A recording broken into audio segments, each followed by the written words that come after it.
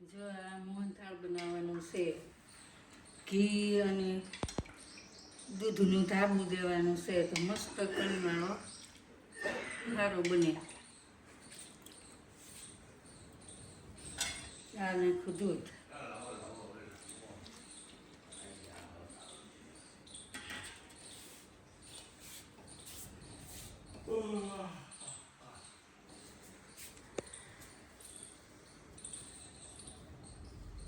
ઘી મિક્સ કરી બરાબર અને ધાબું દઈ દીધું અને આને પછી આમ કરી અને આમાં નાખી દેવાનું છે એટલે મસ્ત કણીવાળો મોહનથાળ થાય.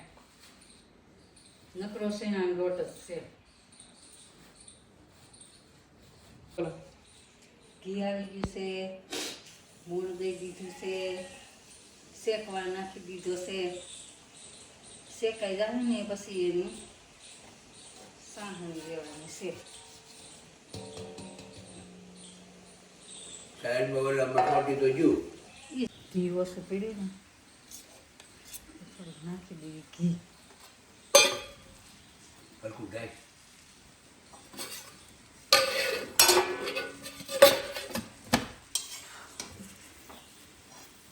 દેશી ઓરિજિનલ ગાયનું ઘી એમ કહેતું હોય. દેશી ગાય નથી તું બોલ.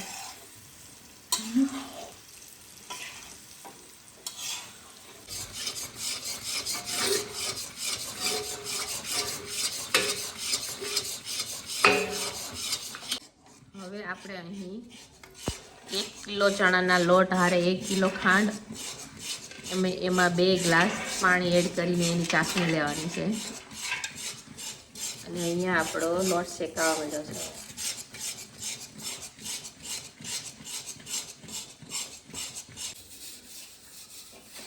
હવે આ મોહનથાળ આપણો શેકાઈ ગયો છે.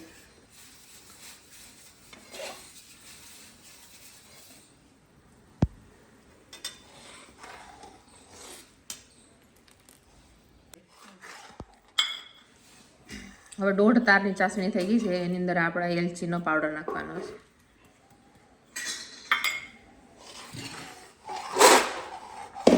મિક્સ કરી દઈએ.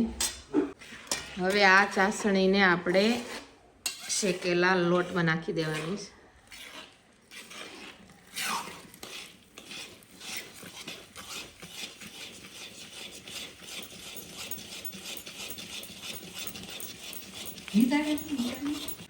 હવે ચાસણી અને શેકેલો ચણાનો લોટ બેયને બરાબર મિક્સ કરી દઈએ અને પછી આ ત્રાસમાં એને નાખી દેવાનો, ઠરવા દેવાનો. એટલે આપણો મોહનથાળ કણીદાર રેડી થઈ ગયો છે.